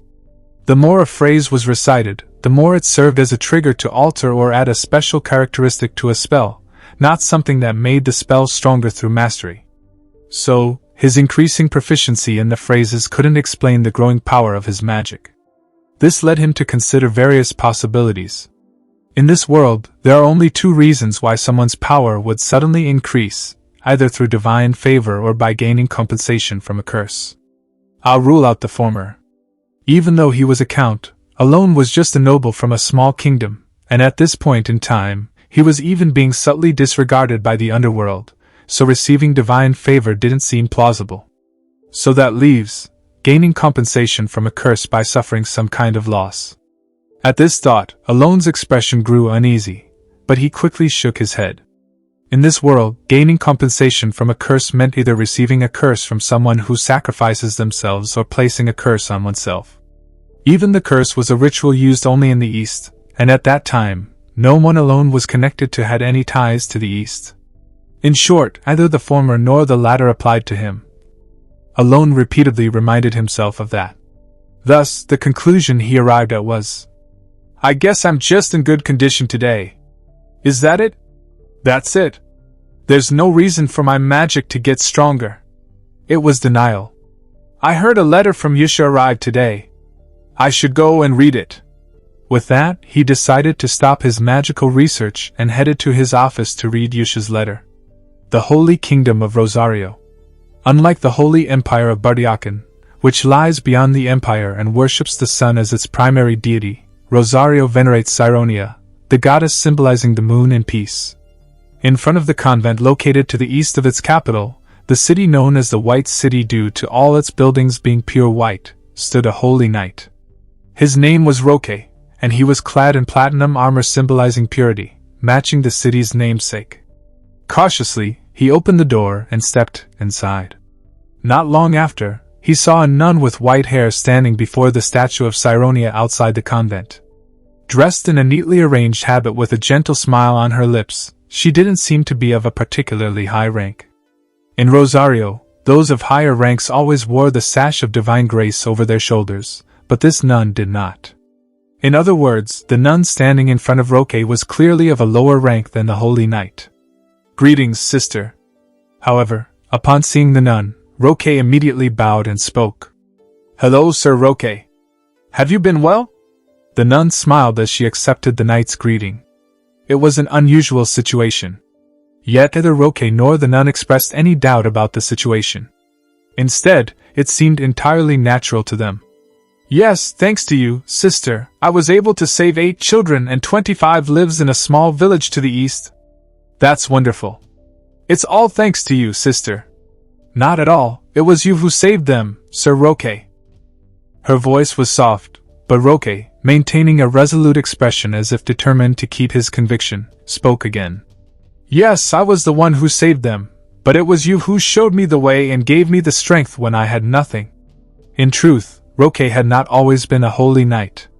Despite being a devout follower of Cyronia and aspiring to become a holy knight, he couldn't wield the divine power that every holy knight was required to master.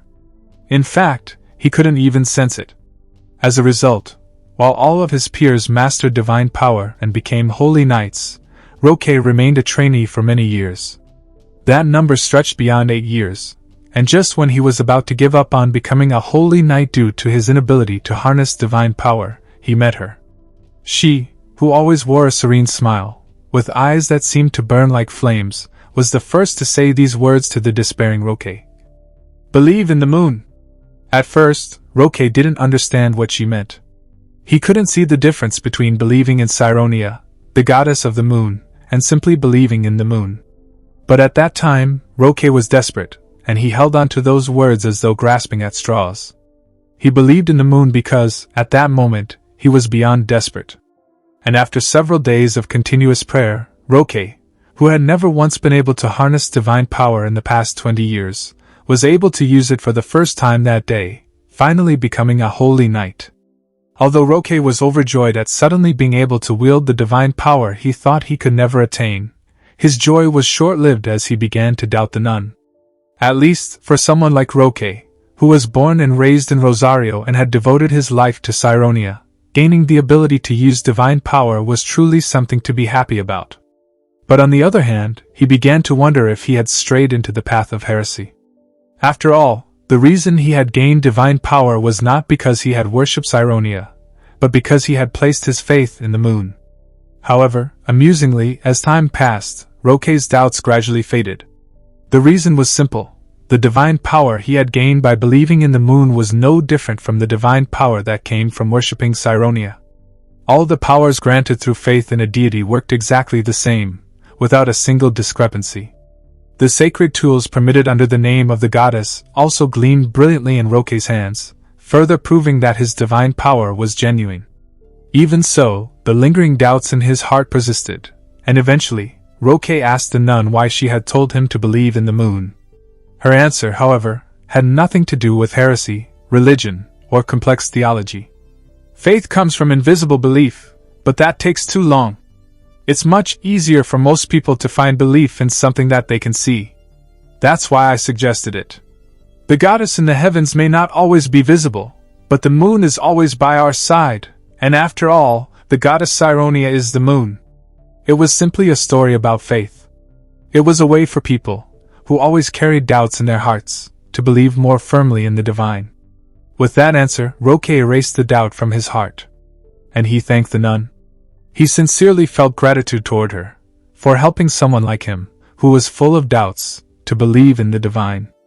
If you'd like to express your gratitude, would you join us in prayer? It's almost time for the prayer session, and many others have already gathered. I would gladly do so. With a nod from Roque, the nun smiled softly and opened the door to the prayer room. Inside, many people were already seated. Believers, children, trainees, pilgrims, and holy knights. Each one assumed their own posture. Some stood still in place. Others sat in chairs. Some knelt on the ground, while others simply bowed their heads, hands clasped with those beside them. Yet there was one thing they all had in common. Everyone in the prayer hall remained reverently still. Without making a sound, they simply bowed their heads and closed their eyes in prayer. And as the nun made her way through the rows of worshippers, reaching the front of the hall. No. Now then. With a gentle smile on her face, she spoke. Let us all pray. Yushabludia, her crimson eyes faintly gleaming, spoke as she stood with her back to the moonlight streaming through the stained glass. To the great moon. Chapter 19. Officially, there are only 5 mages of the 8th tier, and one of them is Selim Mikarlo, the master of the Blue Tower. He had been on a business trip to the northern lands, home to the barbarians, for several months. Upon his return, he immediately sensed something was amiss at the Blue Tower. The first reason was the disappearance of the presence of Shimon, which he always felt upon returning to the tower. The second reason was his disciple, Penia, who was also an 8th tier mage, blessed with a talent that could only be described as dazzlingly gifted. Penia, with her overwhelming talent, had developed an arrogant personality that reached the skies. Although she had shown at least minimal respect to her master Selim in the past, she had become increasingly impudent since she reached the 6th tier at a young age and was appointed as the deputy master of the tower. Her attitude toward him had become more brazen over time. In truth, Selim knew that Penia's behavior wasn't entirely due to disrespect for him. A significant reason was the overwhelming amount of paperwork she had to deal with while he was away on his frequent business trips. Nonetheless, even taking that into account, Penia had achieved too much for her age, and her arrogance had become excessive. However, Selim never intended to correct this behavior. While arrogance is a trait that a mage must be cautious of, especially in the pursuit of knowledge, Penia's arrogance did not extend to her research and studies. Besides, Selim believed that once she reached the 7th tier, her personality would naturally correct itself to some extent. No matter how talented and self-centered a mage might be, they would inevitably become humble upon reaching the 7th tier.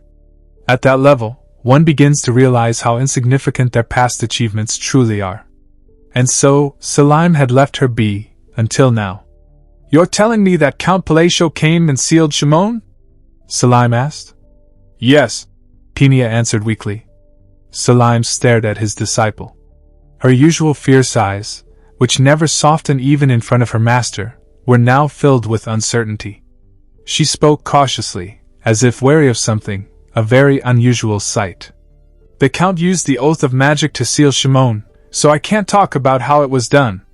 "That's right," Penia mumbled, her spirits dampened.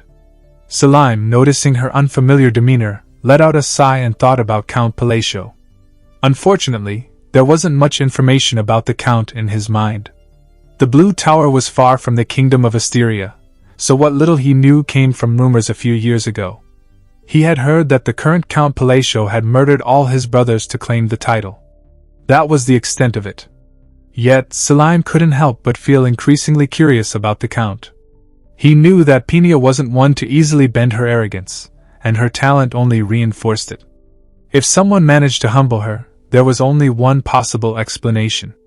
Magic that even Peenia couldn't fully comprehend, or rather, an origin-level spell. Selim smiled as he came to this conclusion. For the first time, he felt intrigued by this Count from a small, obscure kingdom. The next day, Alon checked a letter from Yusha, which had become a familiar occurrence every month or two. As he read it, he thought, nothing special this time. As usual, Yusha's letter contained mundane details of everyday life. It spoke of her life at the monastery, and the recent activities of the 5 deadly sins. Alon, however, preferred these trivial stories over peculiar incidents. The fact that there wasn't anything particularly noteworthy meant that the 5 deadly sins were living quite well. Of course, it was a bit lonely that none of the others bothered to send even a single letter, but Alon understood. It's probably because I've never met them face to face. He had never visited the orphanage, so naturally, he had never met the 5 deadly sins in person. Although he had provided substantial financial support, from their perspective, Alon was likely just seen as a kind benefactor.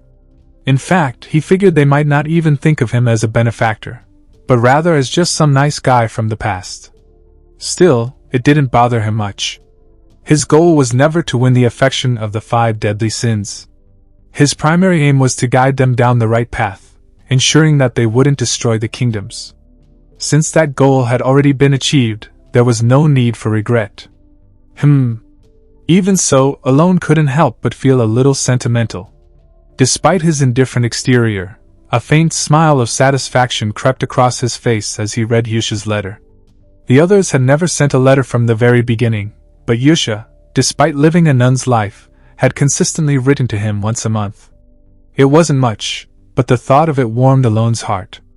It felt like raising 5 children, only for all of them to forget his efforts and never send a single letter, except for the eldest daughter, who still remembered and appreciated his hard work. Yusha's the only one who truly gets it, he thought to himself. As Alon basked in this oddly sentimental, father-like feeling, there was a soft knock at the door. Knock knock. Evan entered the room. What is it? Alon asked. Oh, I meant to tell you yesterday when I saw you at the training grounds, but it slipped my mind. Remember when you asked me to look into it last time? Yes, I remember. As Evan said, Alon had previously asked him to check with the Information Guild to see if the 5 deadly sins were doing well. Although Yusha's letters used to give him a glimpse of what the others were up to, lately, her letters contained fewer details about the rest. So, did you find anything out? Yes, but there wasn't much need to consult the guild. A few of them are pretty infamous now. Especially Deus and Seorang. Alon motioned for him to continue, and Evan stepped fully into the room, organizing his thoughts before speaking. First, about Seorang. I've heard rumors that she's already become a warrior close to the rank of Baba Yaga. She's won 32 consecutive battles. 32 consecutive wins? Yes. That doesn't sound possible. Honestly, I didn't believe it at first either, but the rumors seem to be true. Among those 32 victories, only one fight went beyond 10 exchanges. The other Baba Yagas are getting quite nervous. That makes sense. Alon nodded in agreement, still stunned by what he was hearing.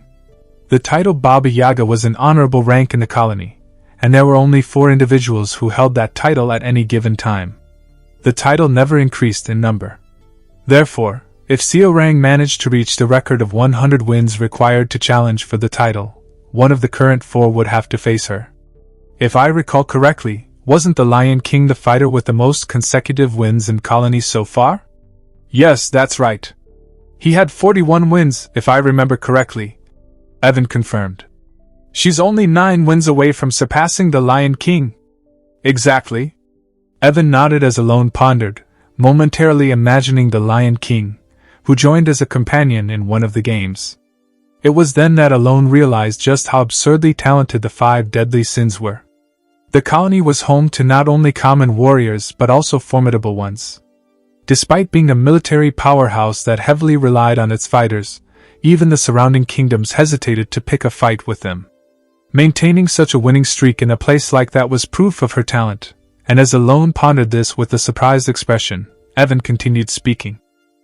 And there's a rumor about Deus as well. What's the rumor? They say that Deus and his order, the Eclipse, recently took down Kurga of the Snow Plains, one of the 8 barbarian chiefs. One of the 8 chiefs? Yes, one of them. You know who they are, right? The monstrous beings who have transcended into superhumans through their rituals, despite being mere barbarians. Even without Evan's explanation, Alone was already familiar with the 8 chiefs. More precisely, he knew just how absurdly powerful they were from the game. To acquire the special magical equipment needed to become a glass cannon in Psychedelia, you had to fight the barbarians and defeat the god they worshipped. Just thinking about it makes me dizzy. For a moment, Alone felt lightheaded, recalling how it had been over 5 years since he encountered Ultultus in the game. Even now, just the thought of Ultultus made his stomach churn due to how powerful it was. According to the lore, if Ultultus were to awaken and ascend to a true god, it would gain power comparable to that of the 5 deadly sins. In other words, if Ultultus were to awaken in the north, the kingdoms would be completely overwhelmed, even without the involvement of the 5 deadly sins. However, Alone wasn't too concerned. Luckily, there's no chance of encountering it. As far as Alone knew, Ultultus didn't appear unless the 5 deadly sins descended. In the lore, Ultultus only appeared when the gods descended and shattered the laws of the world, merging with the 5 deadly sins.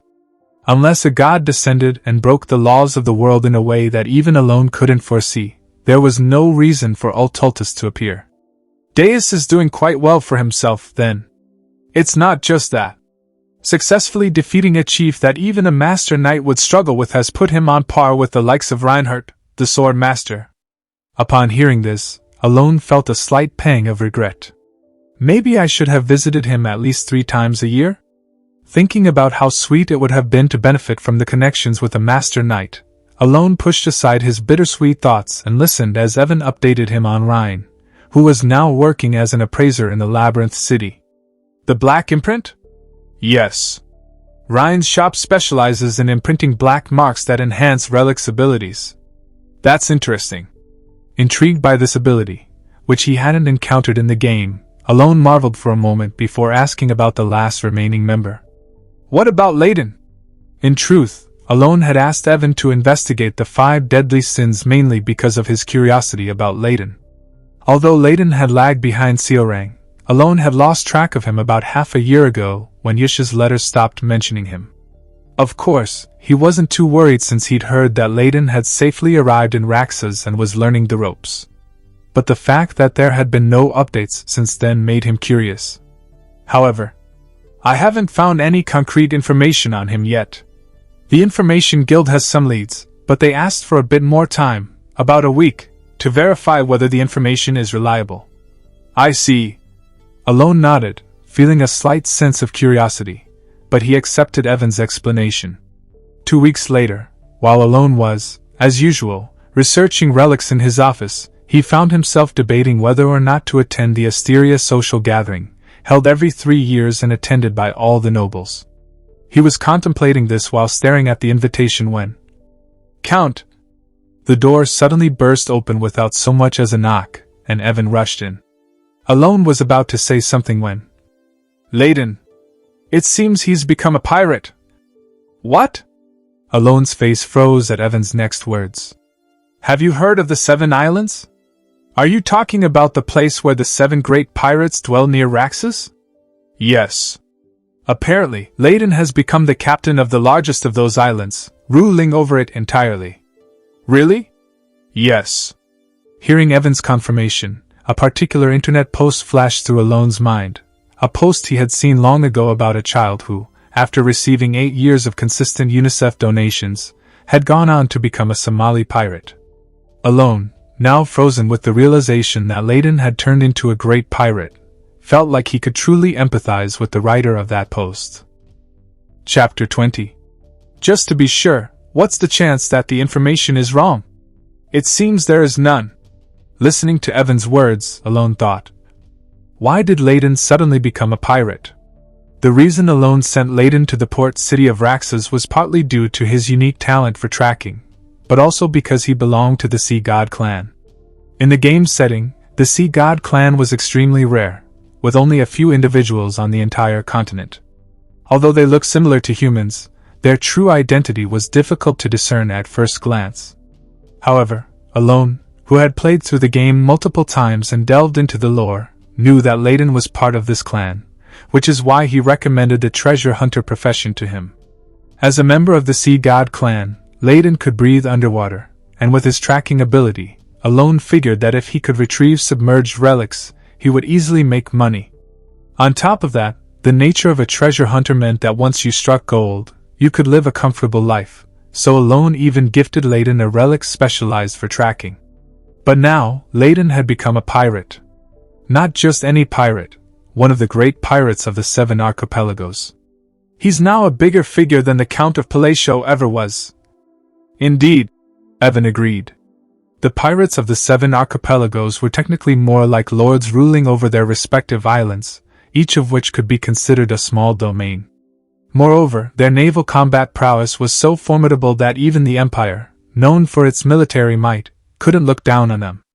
The captains who ruled the archipelagos were superhumans, comparable to sword masters or the barbarian tribes, surpassing the limits of ordinary men. Even more concerning was that the current captains were said to be far stronger than their predecessors. As Alone considered all this, a question arose in his mind. How on earth did Layden manage to kill one of these superhumans? Layden's talents lay not in combat, so this mystery puzzled him. However, Alone soon arrived at a possible explanation. If Layden had recovered some of the prime relics from the old era, it might make sense. There were many ancient relics hidden beneath the waters near Raxus, and some of them were extremely powerful. Alone himself had spent 3 days grinding through the treasure hunter minigame just to retrieve one of these relics from the Raxus seabed. Though he eventually grew tired of the minigame and never touched it again, the relic he obtained had been worth the effort. So, if Layden had used a powerful relic to defeat a captain and take their place, that would be somewhat understandable. Alone pressed his left hand against his eyes for a moment, but soon regained his composure. In truth, he had anticipated the possibility of something like this happening as he unleashed other sins into the world. He knew the world wasn't easy enough for everything to go exactly as planned. Still, it left a bitter taste in his mouth, and he let out a quiet sigh. It was summer.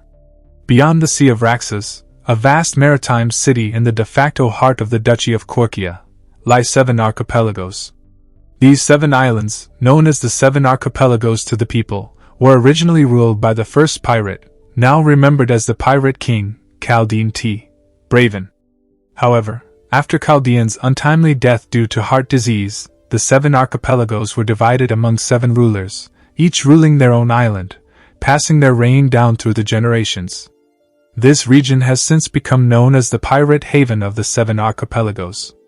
Layden, who killed the pirate Alcride Markney, the former captain of the largest island and holder of the title of the Slayer, granted by the Emperor's blessing through sacrifice, became the captain of the first island. With a low sigh, Layden looked down at the island. Despite being called a pirate town, the first island was quite well structured. Numerous houses were scattered across the ground, surrounded by cliffs that circled the massive island, and the homes built upon these cliffs made the island look like a giant fortress. However, what filled Layden's mind wasn't the island's scenery, but thoughts of the Great Moon. What exactly is the Great Moon, he wondered. Layden had never deeply thought about the Great Moon before. Not because he held any deep loyalty to it, but because he simply had no particular interest in it. That didn't mean he wasn't grateful, though. He was fully aware of his circumstances. If not for the Great Moon, he would have been captured by the slave traders and subjected to biological experiments, leading to his inevitable death. Moreover, without the Great Moon, he wouldn't have met Yusha, who helped him unlock his abilities and become what he is today. Still, despite all of this, Layden felt only gratitude toward the Great Moon, and he obeyed his commands not out of loyalty but rather because of Yusha. For him, the phrase, "Everything is for the Great Moon," was simply following Yusha's orders. That's why, when the Great Moon first issued a direct command, Layden felt resistant. Like the former Seorang, he too thought that going to Rax's had no real meaning. Layden had too many targets for revenge. He needed revenge against the Black Ones, who slaughtered his entire clan on an unknown, nameless island where they had lived in peace. He also needed revenge on the cursed hunter who, after he barely escaped the Black Ones and reached the continent, took advantage of his weakened state, killed his parents, and sold him into slavery. To Layden, becoming a treasure hunter held no meaning, and the gifts from the Great Moon didn't seem to align with the vengeance he had sworn to enact. At least, until he learned that the captains of the 7 archipelagos were the ones who killed his parents. The reason Layden realized this truth was simple. All of the current captains of the 7 archipelagos wielded the power of the Sea God clan. Though it was publicly known that they received the Emperor's blessing through sacrifice, the truth was that they offered parts of their own bodies in a sacred ritual to receive power from the Sea God, Clayed, whom they worshipped. As soon as Layden realized this, he raced madly to the center of Rax's plaza. There, he found the old, torn, and now completely irrelevant wanted posters of the 7 archipelagos pirates. At that moment, Layden was absolutely certain. The current captains of the 7 archipelagos were the very people who had killed his parents when he was a child. They had gained their power by using his parents' bodies. The moment he realized this, he felt an overwhelming surge of rage, joy, and confusion all at once. Even though Layden had never shared his story after being rescued by the Blue Moon, it seemed as if the Great Moon had orchestrated everything from the very beginning. As if fulfilling a promise, he had given him the opportunity for revenge. However, just because the opportunity for revenge had come, it didn't mean it could be executed immediately. Objectively speaking, Layden was currently no match for the captains who wielded the power of Clayed. Though he was strong, his strength wasn't enough to defeat those who had reached the realm of superhumans. As he began contemplating, it didn't take long for Layden to realize that the answer lay in the gift bestowed upon him by the Great Moon. The gift, known as the Goggles of Amrita, had the ability to illuminate countless relics buried under the sea, making them easier to find. After discovering that some of these relics could compensate for his lack of power compared to the captains of the 7 archipelagos, Layden realized that everything had been planned from the start. At the same time, he understood the true intention of the Great Moon: revenge and domination over the 7 archipelagos. The moment he understood this, the Great Moon became more than just a small entity he was grateful to. Not only had it laid out everything before Layden, but he had also given him the strength to seek revenge. From start to finish, everything had been planned. For the Great Moon, Layden muttered unconsciously. These words had once been meaningless to him, just a simple phrase without any real significance. But now, for the Great Moon, no longer felt hollow. Now, when those words left his mouth, they carried true meaning. For the Great Moon, only then did they hold the significance of loyalty. About 3 months had passed since the news of the 5th son becoming a Somali pirate had reached him. As the unbearably hot summer began to fade, and the leaves in the forest started turning red, Alone boarded a carriage. He was on his way to the grand church held every 2 years at the Duke Roteger's estate. "I'd rather skip this if I could." While his body was moving in the carriage, Alone's mind was filled with reluctance. The shadowy reputation of the Count Palacio family had long since faded due to years of inactivity, but what replaced it was mockery, which bothered him. Nevertheless, the reason he went through with it was because all nobles of Asteria were bound by the rule to attend the grand church every 2 years. There was a strange rule that required attendance once every 2 cycles unless there was an exceptional reason not to. Thus, Alone found himself in the carriage on his way to the grand church, soon to be joined by 2 other nobles. This was a planned arrangement, as mercenaries or bandits often targeted nobles during the grand church season, so traveling in larger groups was safer. As nobles, they had enough guards to avoid trouble, but even getting into a fight could cost valuable manpower, so they increased their numbers from the start to avoid any incidents. Through this understanding, Alone naturally traveled with 2 families from the east, and the day passed without any issues. The problem, however, came that night. "Count Palacio, isn't it a bit much to have only 1 guard? Is it a financial issue? If you're short on funds, I could offer you some help." It seems you've inherited your title in a rush, and now your finances are in trouble. Alone stared in disbelief at the two nobles who had gone out of their way to openly mock him.